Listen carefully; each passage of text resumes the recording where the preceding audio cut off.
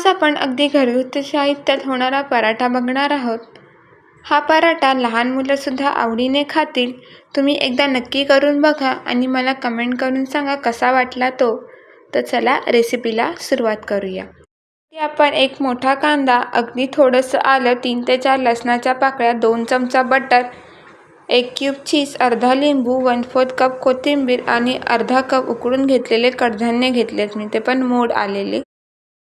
इथे मी साधं गव्हाचं पीठ घेतलेलं आहे, आपण जे चपातीला मळतो ते. आता या चॉपरमध्ये मी सगळे कडधान्य, एक मोठा कांदा आपण जो चिरून घेतला आहे तो, 3 ते 4 लसणाच्या पाकळ्या, थोडंसं आलं आणि 1/4 कप कोथिंबीर अगदी रफली चॉप करून घेणार आहे मी इकडे.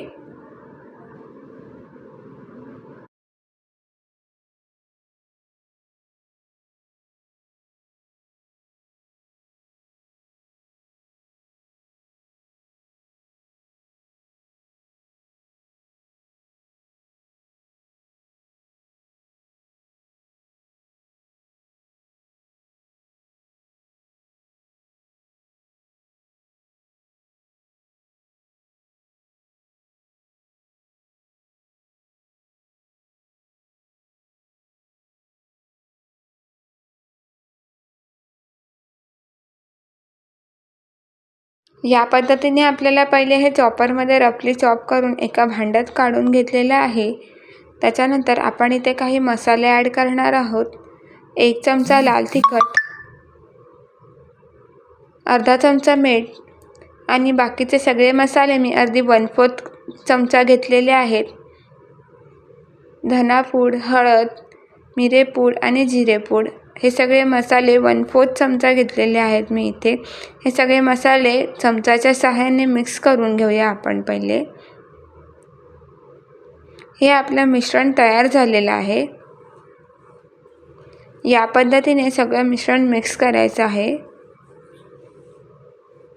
आणि अर्धा लिंबूसुद्धा पिळून घेतलेला आहे मी याच्यावर.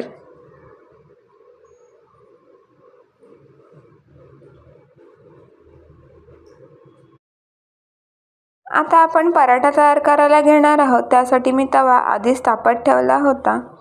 इथे मी साधा कणकेचा गोळा घेतला आहे. तो थोडासा लाटून त्याच्यामध्ये स्टफिंग करायचे आहे आपल्याला. या पद्धतीने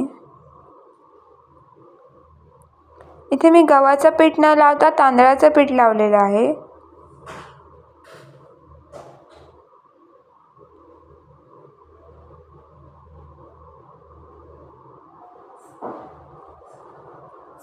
चारी बाजूने दाबून घ्यायचा व्यवस्थित, म्हणजे पराठ्यामधलं जे मिश्रण आहे ते काठोकाठ भरलं जातं अगदी व्यवस्थित.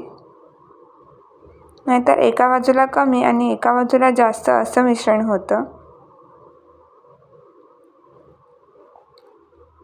या पद्धतीने चारी बाजूने दाबून घेऊया.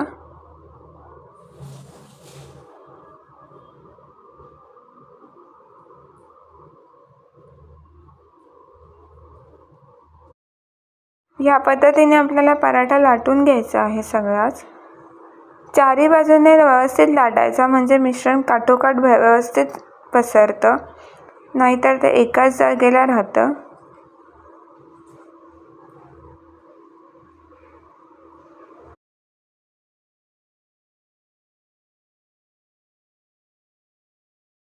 आता आपण याला शेकणार आहोत, म्हणून मी तवा आधीच गरम करत ठेवला होता. तुम्ही बघू शकता तवा छान मस्त तापलेला आहे. दोन्ही साईडने याला व्यवस्थित खमंग आणि खरपूस भाजून घ्यायचं आहे.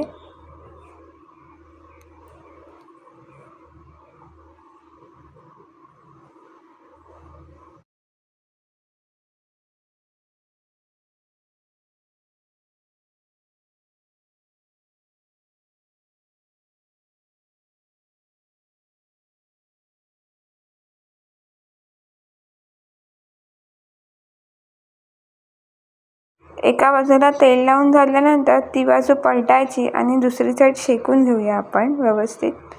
तुम्ही बघू शकता किती मस्त खमंग आणि खरपूस झाला आहे हा पराठा. आपण दोन्ही बाजूने व्यवस्थित शेकून घेऊया याला. या पद्धतीने आपला कडधान्याचा खमंग आणि खुसखुशीत मस्त पराठा तयार झाला आहे. बघू शकता किती छान मस्त दिसतोय. व्हिडिओ आवडल्यास लाईक, शेअर आणि सबस्क्राईब करायला विसरू नका. पुन्हा भेटूया नेक्स्ट रेसिपीसोबत. तोपर्यंत बाय.